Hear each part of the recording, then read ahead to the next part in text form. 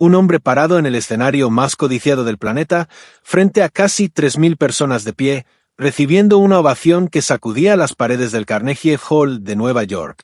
Ese mismo hombre, 39 años después, ingresaba en la noche del 24 de diciembre a un asilo de ancianos en la periferia de Sao Paulo, sin cámaras, sin periodistas, sin un solo rostro conocido esperándolo en la puerta. La misma persona, el mismo nombre, dos mundos separados por una distancia que ningún mapa puede medir. Si llegaste hasta este video buscando la historia bonita, la versión que cuentan en los homenajes y los obituarios, lo que está a punto de suceder aquí no es para ti. Pero si eres de los que sienten que algo nunca cuadró del todo en la narrativa oficial sobre ciertos ídolos latinoamericanos, si eres de los que se preguntan qué había detrás de esa voz que hacía llorar a millones, entonces quédate. Porque en los próximos minutos vas a conocer al hombre real que existía detrás del micrófono y lo que descubras cambiará para siempre la manera en que recuerdas ciertas canciones. Este canal lleva meses rastreando fuentes primarias, biografías no traducidas, testimonios en vídeo que apenas circularon fuera de Brasil y declaraciones que el propio protagonista hizo frente a cámaras de televisión, palabras que el mundo hispanohablante nunca procesó del todo porque nadie se tomó el tiempo de contarlas en su totalidad. Hoy lo hacemos. Estamos hablando de Nelson Ned, el artista que vendió decenas de millones de copias en todo el planeta. El primer intérprete latinoamericano en alcanzar el 1.000.000 de unidades en el mercado norteamericano. El hombre cuya voz era, según quienes lo escucharon en vivo, una experiencia físicamente imposible de ignorar. Y también el hombre que, según sus propias palabras grabadas en televisión, vivió durante más de una década ocultando algo que ninguna industria tuvo el valor de investigar mientras duró el espectáculo. Para entender cómo alguien llega a ese punto, hay que ir mucho antes del Carnegie Hall. Hay que ir a un pueblo del interior de Brasil llamado Ubá, rodeado de plantaciones de café, en los primeros días de marzo de 1947. Un bebé nació aparentemente sin anomalías. Pesó lo que pesan los recién nacidos. Lloró como lloran. Se movió como se mueven. Nadie, en esa sala de partos, tuvo motivo para sospechar lo que vendría a los 6 meses de vida, cuando un pediatra palpó los huesos del niño, tomó medidas que no cuadraban y pronunció un diagnóstico cuyo nombre médico apenas cabía en una oración: displasia espondiloepifisaria congénita. Una condición que, en términos prácticos, significaba que ese niño no iba a alcanzar la estatura que el mundo considera normal. Estatura máxima proyectada, poco más de 1 metro. La madre escuchó esa sentencia y tomó una decisión que vale la pena registrar, porque esa decisión explica mucho de lo que vino después. Decidió que no iba a construir una realidad protegida alrededor de su hijo. Lo criaría para el mundo real. Lo rodearía de amor, pero en lo demás, sería un niño entre niños. Una promesa hermosa. Una promesa que el tiempo convertiría en algo mucho más complejo de lo que ella imaginó en aquel consultorio. Creció con 6 hermanos, todos de estatura convencional. Todos mirándolo hacia abajo, no por crueldad, sino por pura física. Los vecinos cuchicheaban. Las miradas en la calle tenían un filo que no necesitaba palabras. Y sin embargo, a los 5 años ocurrió algo que nadie en ese vecindario anticipaba. El niño abrió la boca frente a los técnicos de una emisora radial y el sonido que salió de ese cuerpo pequeño dejó a varios adultos sin capacidad de reacción inmediata. Un barítono de profundidad y potencia que no tenía ninguna lógica anatómica dado el tamaño del niño que lo producía. Una voz que no cabía en ese cuerpo, pero que era, sin ninguna duda, de ese cuerpo. A los 10 años trabajaba en una fábrica de chocolates. Manos pequeñas empacando dulces. Pero el dueño lo escuchó cantar durante una pausa y tuvo una idea: usarlo para promocionar los productos en las escuelas. El niño cantaba. Los estudiantes aplaudían. Los chocolates se vendían. Y ahí, en ese almacén que olía a cacao y a infancia, ocurrió algo que las crónicas registran como un detalle menor pero que las investigaciones psicológicas más recientes sobre su figura señalan como un punto de inflexión decisivo. Se enamoró. La hija del dueño. Ojos claros. Imposible desde el primer instante. Le escribía notas entre los estantes. Palabras de un niño que apenas le llegaba a la cintura de la persona que intentaba alcanzar con el lenguaje. El rechazo fue breve. Sin contemplaciones. Sin cuidado. Y algo en ese niño de 10 años guardó ese momento en un lugar que no tiene nombre claro en la anatomía, pero que con los años demostraría tener más peso que cualquier contrato discográfico. A los 14 apareció en televisión. A los 16 tenía su propio programa. El título de ese programa, que muchos citan como si fuera simpático, resulta, visto desde la distancia, bastante revelador sobre cómo la industria procesaba su existencia desde el principio. El tamaño no importa. Él lo aceptó todo, porque cuando abría la boca frente a un micrófono, el mundo dejaba de mirarlo con condescendencia y empezaba a escucharlo con algo que se parecía al asombro. Y ese mecanismo, la voz como instrumento de transformación de la mirada ajena, se convirtió en el motor de todo lo que construyó, pero también de todo lo que destruyó. Un concurso televisivo lo puso frente a un ejecutivo de la industria. El ejecutivo hizo una oferta antes de que terminara la transmisión. De pronto había un contrato. De pronto había Sao Paulo y un escenario real y un público que hacía silencio, no de incomodidad, sino de ese asombro genuino que a veces produce algo que no tiene explicación racional. En 1964, el primer LP. En 1968, primer lugar en un festival internacional en Buenos Aires. En 1970, presencia en Nueva York. Y entonces, 1974. Este año es el centro gravitacional de toda su historia. Porque en 1974, Nelson Ned hizo algo que ningún artista latinoamericano había logrado en el mercado norteamericano: 1 millón de copias vendidas. 1 millón. Y no solo eso. Se presentó en el Carnegie Hall. No una vez, 3 veces. En una de esas fechas, 2 funciones el mismo día, ambas con cada asiento ocupado. Cerca de 3.000 personas por función. Un hombre de poco más de 1 metro, nacido en un pueblo que la mayoría del mundo no podía ubicar en un mapa, parado en el mismo escenario donde habían actuado las figuras más grandes de la historia musical del siglo XX. Cantó junto a Julio Iglesias. Compartió espacios con Tony Bennett. Grabó más de 30 álbumes a lo largo de su carrera. Sus canciones sonaban en México, Colombia, Argentina, España, Portugal, Angola, Mozambique. Hay un episodio que circuló durante años entre quienes lo conocieron en esa época, relatado por el compositor mexicano conocido como Ferrusquilla. Contó que en Tijuana se acumuló tanta gente solo para verlo caminar 50 metros del hotel al automóvil, que él mismo fue a observar, movido por la curiosidad. Y lo que vio fue a un hombre pequeño acompañado de una mujer que físicamente concentraba todo lo que los estándares convencionales consideran deseable. Los comentarios de algunos hombres que estaban ahí fueron crueles. Se rieron. Y ahí está condensado, en esa escena de 50 metros en Tijuana, todo el problema: un hombre que era adorado por lo que producía y ridiculizado por lo que era. Que recibía aplausos masivos y chistes simultáneos. Que vivía permanentemente en esa grieta entre la admiración y el escarnio. Y es precisamente en esa grieta donde comenzó a gestarse lo que nadie en la industria quiso mirar de frente mientras duraron los contratos. Las crónicas sobre su vida en esos años de cúspide sugieren una dualidad que resulta difícil de procesar cuando se conoce completa. Porque Nelson Ned tenía 2 existencias perfectamente separadas. Una encima del escenario y otra debajo. Encima, la voz, el artista, la figura que hacía llorar a miles. Abajo, un hombre que, según sus propias palabras registradas en más de una entrevista televisiva, vivió durante 13 años una etapa que él mismo denominó como una temporada de destrucción sistemática. Lo que voy a contarles ahora no es interpretación periodística. Son declaraciones que el propio Nelson Ned hizo frente a cámaras en distintos contextos. En un especial de televisión grabado tras un proceso de transformación personal que describiremos más adelante, fue interrogado sobre el uso de sustancias durante sus años de gloria.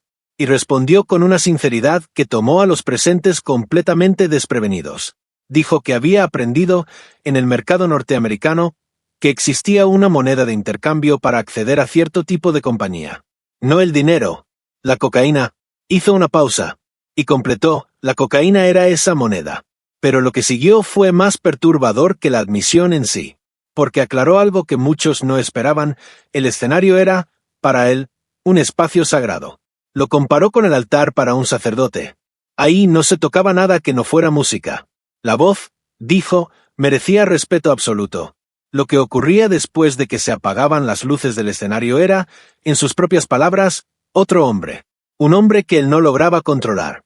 Y luego formuló una pregunta en voz alta, dirigida a sí mismo, frente a la cámara: que muchos que la escucharon describen como uno de los momentos más perturbadores de televisión latinoamericana de esa época. ¿Qué mujer iba a elegirlo libremente, dadas las condiciones físicas que el mundo nunca le perdonó, si no era a través de dinero o de algo peor?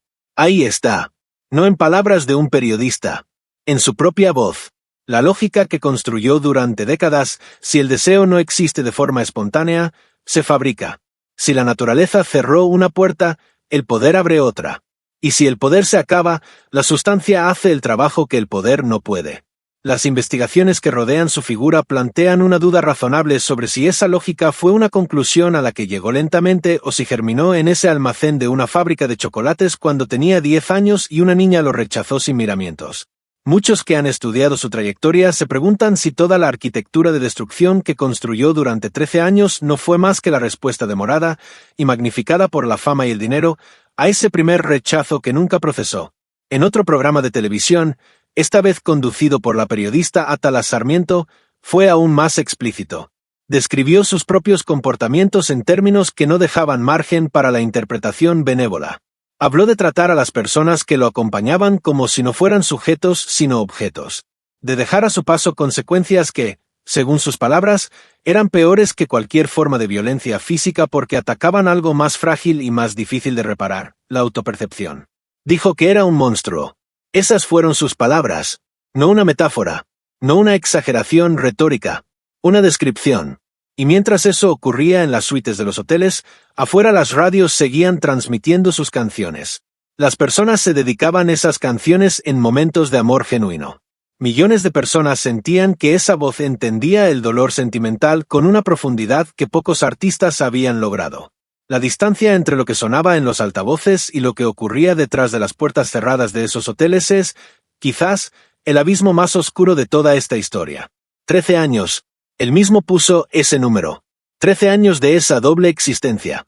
Más de 4.000 noches subiendo a un escenario con una sonrisa calibrada para el aplauso y bajando para convertirse en alguien que, según sus propias palabras, no reconocía como propio. La industria que lo rodeaba, los representantes, los promotores, los periodistas que viajaban en las mismas giras, los hoteles que los hospedaban, todos, según lo que sugieren las crónicas disponibles, miraron en otra dirección mientras los números seguían siendo buenos. Se había casado joven, a los 24 años, con una mujer, llamada Marley. Tuvieron 3 hijos. Los 3 nacieron con la misma condición genética que su padre. Los 3 heredaron la displasia.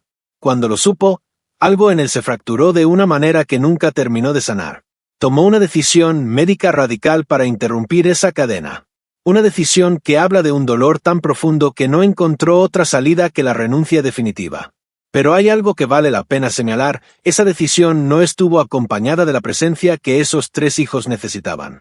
Porque mientras Marley criaba sola a 3 niños con necesidades específicas, buscaba médicos y terapeutas, les explicaba el mundo y les secaba las lágrimas que el mundo les provocaba, él estaba en otra ciudad, en otro país, detrás de puertas cerradas.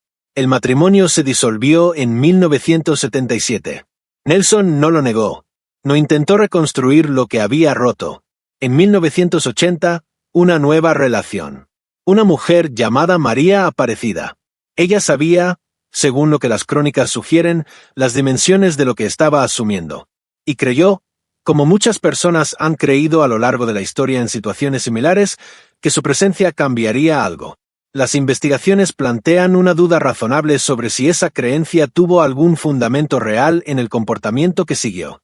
Una noche, en esa casa, ocurrió algo que la prensa de la época registró de una manera y que los archivos disponibles sugieren que fue, en varios sentidos, diferente a la versión publicada. Nelson regresó en un estado de deterioro evidente por el alcohol. Hubo una discusión. Voces que subieron hasta un volumen que los vecinos probablemente escucharon a través de las paredes. Él subió a dormir. Ella hizo lo que aparentemente hacía con frecuencia: recoger el desorden que él dejaba. Y cuando tomó su ropa del suelo, algo pesado cayó de un bolsillo. Un arma. El impacto contra el suelo provocó que se disparara. La bala impactó en la clavícula de ella. La prensa publicó una versión que señalaba intencionalidad. La policía detuvo a Nelson. Ella, desde la cama del hospital, con el hueso partido, declaró que había sido un accidente. Que el arma se cayó sola. Nelson fue liberado. Las correcciones aparecieron en páginas interiores con tipografía pequeña.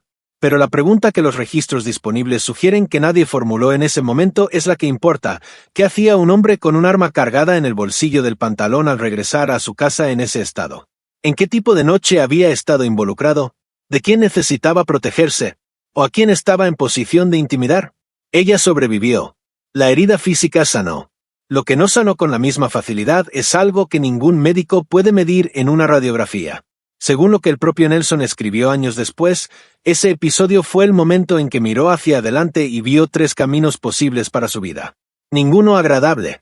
El manicomio, la prisión, o poner fin a todo de forma definitiva. Eligió continuar.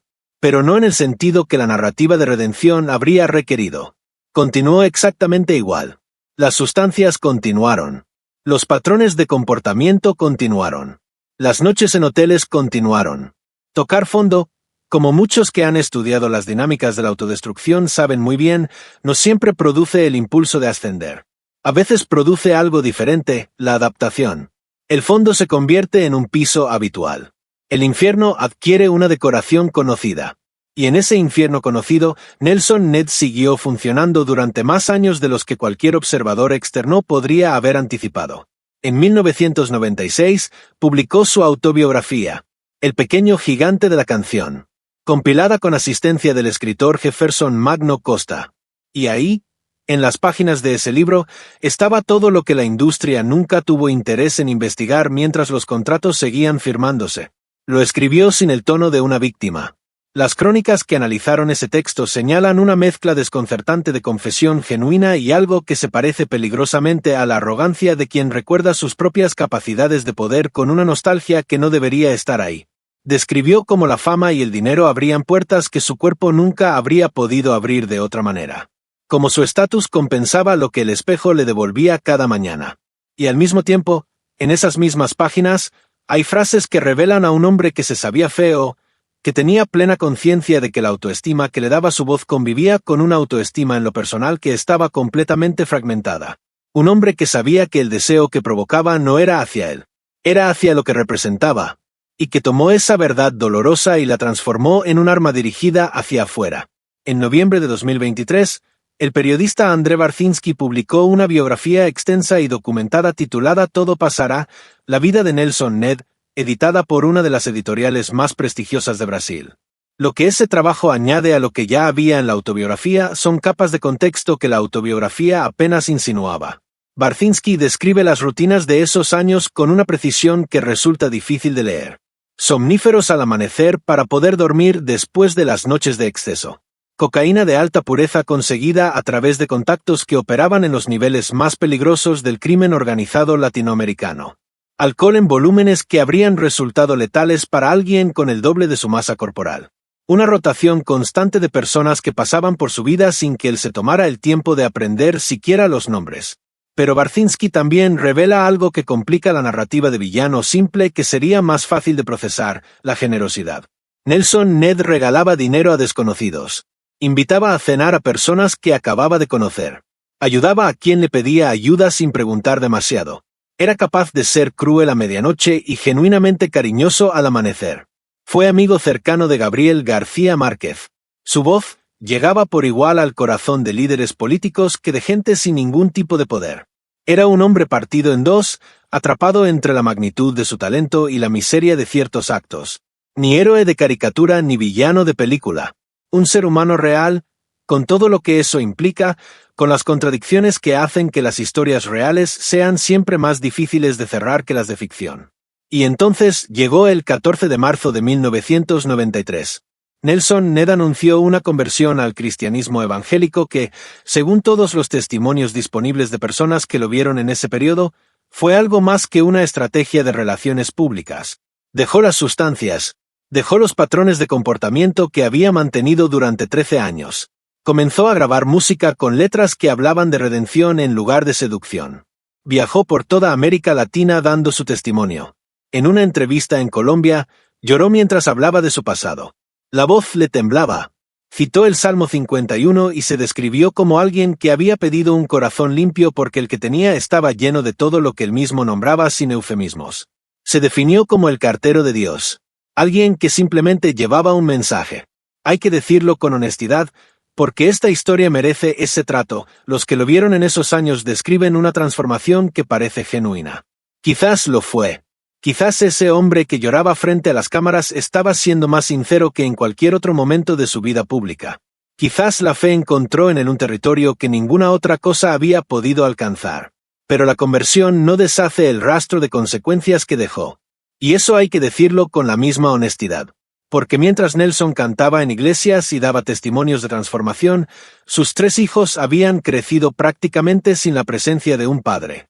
Mientras pedía misericordia en los altares, las personas que sometió durante 13 años en habitaciones de hotel nunca recibieron una llamada, una carta, una palabra directa.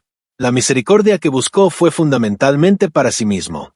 Y ni la fe más profunda del mundo, como señalan con rigor algunos de los investigadores que han analizado su figura, puede reescribir eso.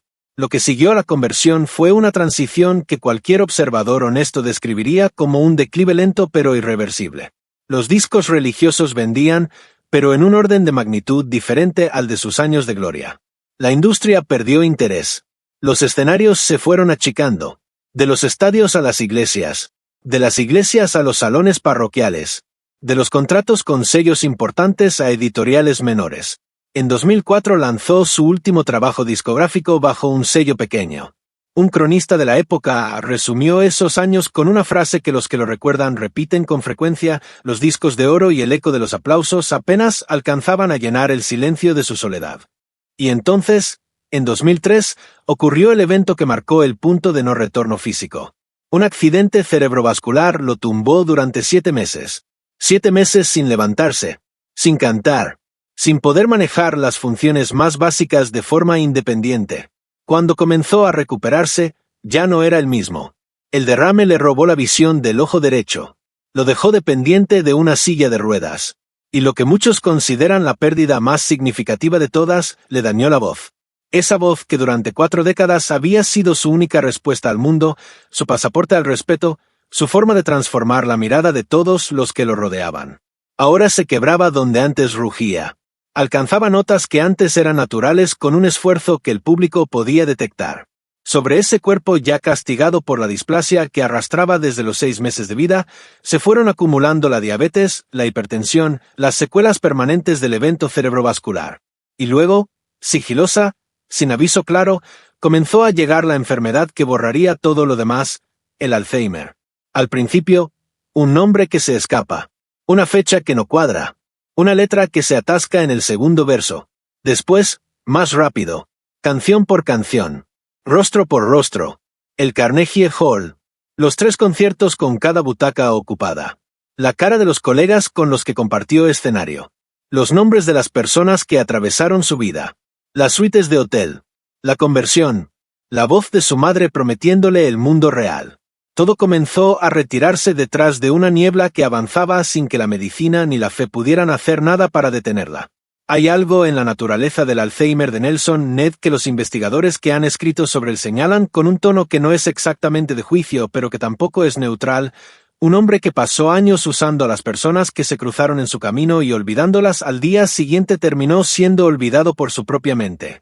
Un hombre que nunca quiso cargar con la memoria de lo que causaba terminó sin poder cargar con ninguna memoria en absoluto. Pero el Alzheimer no discrimina. No guarda lo malo y borra lo bueno de forma selectiva. Se lleva todo con la misma indiferencia. Las canciones que compuso, el sonido de los aplausos, el rostro de sus hijos cuando eran pequeños, la sensación de pararse frente a 3000 personas y que, por una vez, el cuerpo no fuera lo que el mundo miraba primero.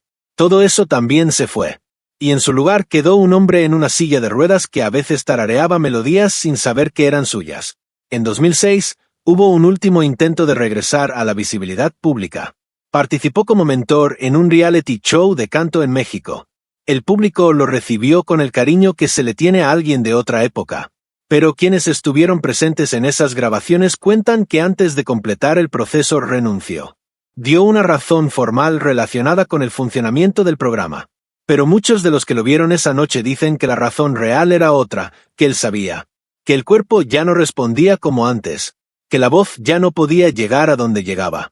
que el mundo había seguido sin él y que el espacio que ocupó ya tenía otros nombres encima. Fue su última aparición pública. Después de esa noche, Nelson Ned desapareció de los medios con una rapidez que resulta difícil de procesar para alguien que entiende lo que fue su presencia en su momento de cúspide. La persona que se hizo cargo de sus años finales fue su hermana Neuma. No una esposa, no uno de sus hijos, su hermana, la que siempre estuvo en un segundo plano sin escenarios, sin aplausos, sin ningún tipo de reconocimiento público por lo que hacía. Lo bañaba, le daba de comer, lo llevaba a los controles médicos, le hablaba, aunque él no siempre procesaba lo que le decían. Lo acompañaba en las noches en que el Alzheimer lo hacía despertar sin saber dónde estaba. Mientras Nelson llenó estadios, Neuma vivió en la sombra. Mientras Nelson construyó un rastro de tragedia, Neuma construyó en silencio algo diferente. Y cuando todo se derrumbó, cuando la fama se evaporó y el dinero se acabó y el cuerpo se rindió, ahí estaba ella. Con las mismas manos, sin pedir nada a cambio. Si hay alguien en esta historia a quien los investigadores señalan como la figura que merece ser nombrada con claridad, es a ella. Las neumas de cualquier historia son las que sostienen todo desde los espacios que nadie ilumina. Las verdaderas dimensiones de esta historia no están en el Carnegie Hall. Están en una habitación silenciosa donde alguien cuida a quien nadie más eligió cuidar. Y ahora llegamos a la parte que muchos intentaron no contar con demasiado detalle. La que prometí al principio. La que cierra todo. Era el 24 de diciembre de 2013. Nochebuena. El mundo encendía luces, abrazaba a los suyos, descorchaba botellas, abrió regalos. En esa misma noche, Nelson Ned fue ingresado en una residencia de adultos mayores en la periferia de Sao Paulo. Un lugar llamado San Camilo, en un barrio de Cotia. 42 minutos. No hay registro fotográfico de ese ingreso. No hay video. No hay constancia pública de quién lo llevó. Solo un dato frío en un registro administrativo ingresó el 24 de diciembre de 2013. El hombre que llenó 3 veces el Carnegie Hall de Nueva York. El primer artista latinoamericano en vender 1 millón de copias en el mercado norteamericano. El ídolo que hizo llorar a generaciones enteras. Ingresó en una residencia de ancianos la noche en que el resto del planeta celebraba rodeado de los suyos. Piensa en ese contraste, la Nochebuena de 1974, 39 años antes, Nelson Ned estaba en la cúspide de todo lo que el mundo llama éxito. La Nochebuena de 2013, el mismo hombre, la misma fecha, un mundo que no podría estar más lejos. Duró 12 días. Solo 12. Su hermana Neuma contó después que en esos días la fiebre fue muy alta, que el cuerpo ya estaba muy debilitado, que en los últimos 2 días ya no respondía, que ya no abría los ojos. En su última entrevista concedida a medios brasileños, apenas días antes de ese ingreso, Nelson dijo algo que muchos que lo escucharon no pudieron procesar de inmediato. Lo dijo con una sonrisa.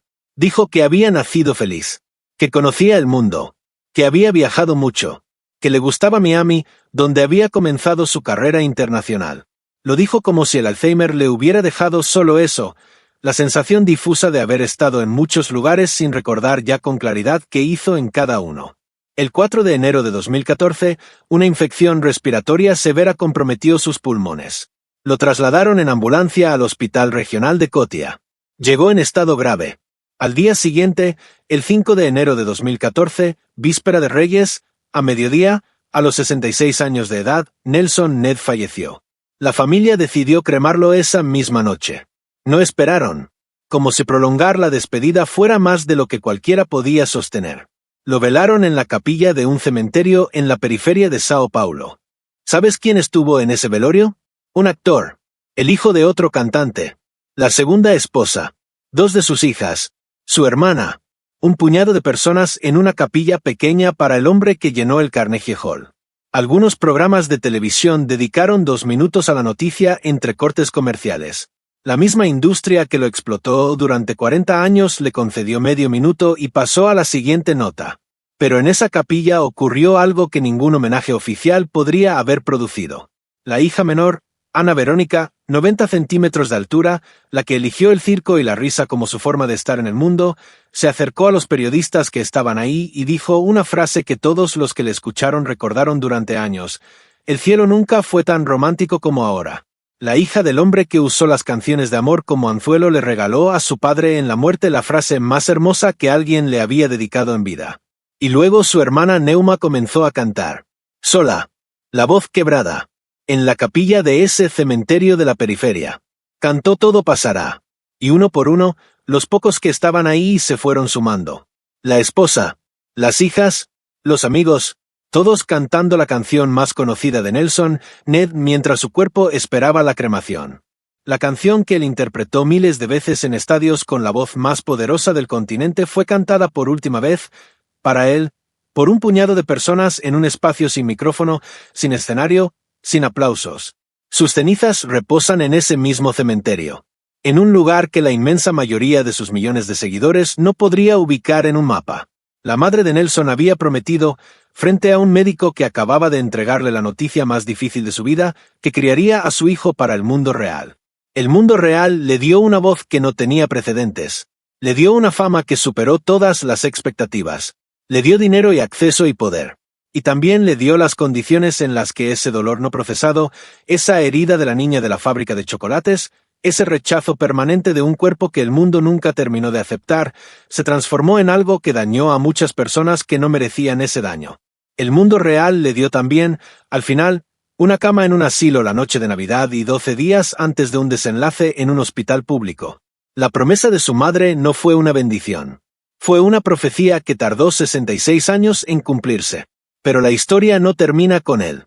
Porque dejó 3 vidas que tuvieron que cargar con su nombre, con su condición y con la sombra de todo lo que él hizo.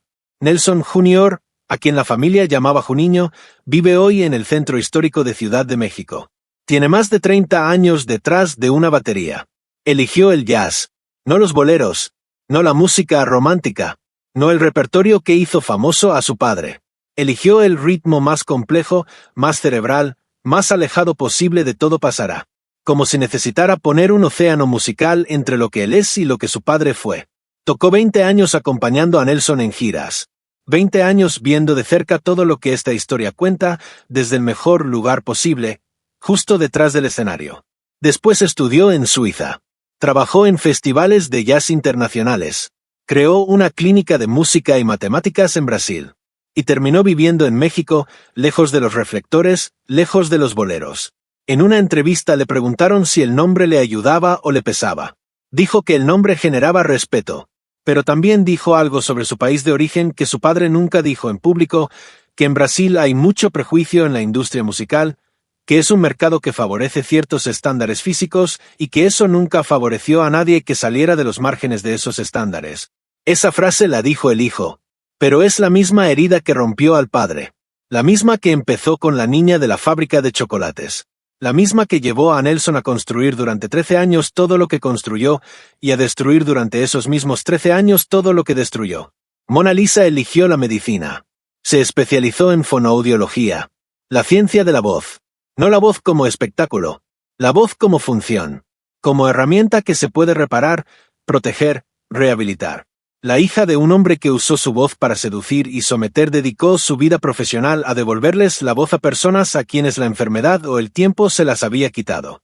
Hay algo en esa elección que duele de tan exacto, como si Mona Lisa hubiera decidido en silencio reparar lo que su padre rompió.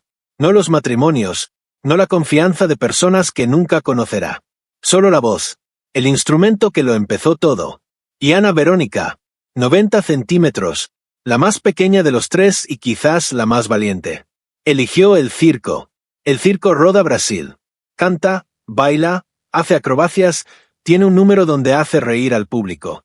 Piensa en lo que eso significa, la hija del hombre que fue objeto de burlas durante toda su vida, que cargó con la humillación de un cuerpo que el mundo nunca terminó de respetar, eligió un oficio donde la risa es el objetivo. Pero no la risa que hiere. La risa que sana. La que une. 90 centímetros de alegría, donde su padre convirtió su propio dolor en algo que dañó a otros. Los 3 heredaron la condición genética. Los 3 nacieron con la displasia. Los 3 midieron lo que el mundo llama poco. Pero ninguno heredó la oscuridad. Juninho convirtió los tambores en su idioma. Mona Lisa convirtió la voz en su misión. Ana Verónica convirtió la risa en su refugio. Y los 3 hicieron algo que Nelson nunca logró completamente, vivir en paz con el cuerpo que les tocó. La herencia más valiosa que Nelson Ned dejó a sus hijos no fue su voz, ni su catálogo, ni su nombre. Fue el ejemplo exacto de lo que no querían ser. Y los tres lo entendieron. André Barcinski, el periodista que dedicó años a investigar esta vida, describió a Nelson como un hombre cuya voz tocaba el fondo del corazón de personas muy diferentes entre sí, pero cuya alma nunca pudo tocarse a sí misma. Barcinski contó esa historia sin juzgar y sin absolver, solo contando la verdad. Y la verdad resultó ser suficiente. Si buscas hoy a Nelson Ned en las plataformas de música, sus canciones siguen ahí. La voz sigue intacta en las grabaciones. Tan potente como el primer día. Tan imposible como siempre. Un barítono gigante congelado para siempre en el formato digital, como si nunca hubiera sufrido un accidente cerebrovascular, como si nunca hubiera perdido la vista, como si nunca hubiera olvidado su propio nombre. Las canciones no envejecen. Los intérpretes sí. Y esa es quizás la paradoja más cruel de la música, que la voz sobrevive al hombre. Que la canción sigue sonando cuando quien la grabó ya no puede recordar que alguna vez la cantó. Nelson Ned fue un hombre pequeño que quiso ser enorme. Lo logró. Y el precio fue perderlo todo, la voz, la vista, la memoria, la familia, la compañía, y al final hasta el derecho a no estar solo en el momento en que más se necesita no estar solo. No hay moraleja fácil aquí. No hay cierre limpio. Solo hay un hombre que cantó canciones de amor durante décadas mientras las crónicas sugieren que construía sistemáticamente lo opuesto de lo que esas canciones prometían. Un hombre que pidió misericordia para sí mismo sin ofrecerla a quienes más la necesitaban. Un hombre que falleció solo en un hospital público de la periferia de Sao Paulo, mientras en alguna radio del continente, una voz que ya no existía seguía cantando que todo pasará. Y sí, todo pasó. El Carnegie Hall pasó. Los millones de copias pasaron. Las sustancias pasaron. Las noches en hoteles pasaron. La conversión pasó. Los aplausos se apagaron. Los escenarios se vaciaron.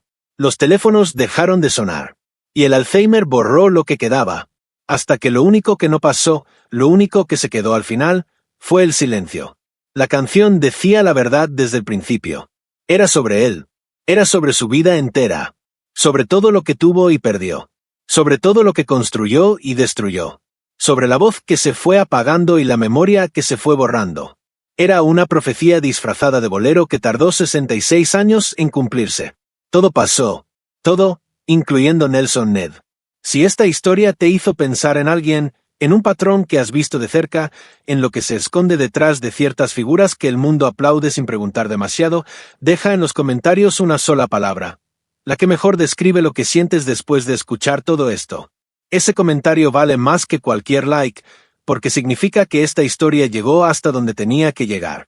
Y suscríbete, porque la próxima semana vamos a hacer exactamente lo mismo con otro nombre que todos conocen y cuya historia real casi nadie ha tenido el valor de contar completa. Nos vemos ahí.